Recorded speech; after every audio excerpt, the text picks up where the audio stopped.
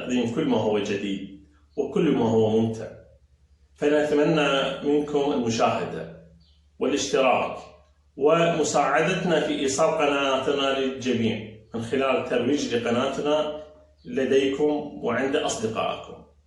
مواضيع شيقة اقتصادية، سياسية، فنية، رياضية، صحية، كل ما يعجبكم.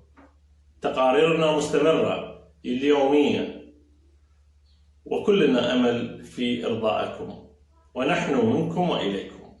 تابعوا الآن هذا التقرير.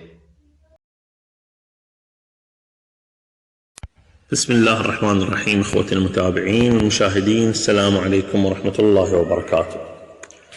10 خطوات لمعالجة الشخير. كثير من الناس تعاني من الشخير.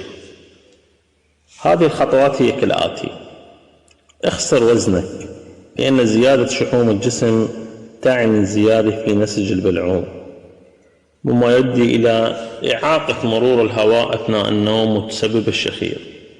رفع مستوى رأسك أثناء النوم. نم على جانبك كي لا تجعل مؤخرة اللسان تهبط. توقف عن التدخين.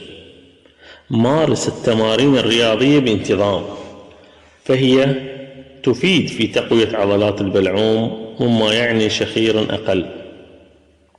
تنظيم مواعيد النوم لديك ولدى شريكك، ونوم محصل من 7 إلى 8 ساعات كي لا تنام وأنت مرهق. ابقى جو الغرفة رطبا، في الجو الجاف يخرج الأنف والبلعوم. تجنب تناول كميات كبيرة من الطعام.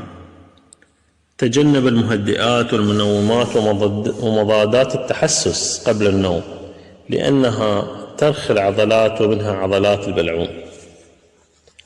وآخر المطاف، إن لم تستفد من كل هذه الإجراءات فعليك مراجعة أخصائي اضطراب النوم. خطوات جميلة، نتمنى من الجميع الذين يعانون من شخير أن يتبعوا هذه الخطوات.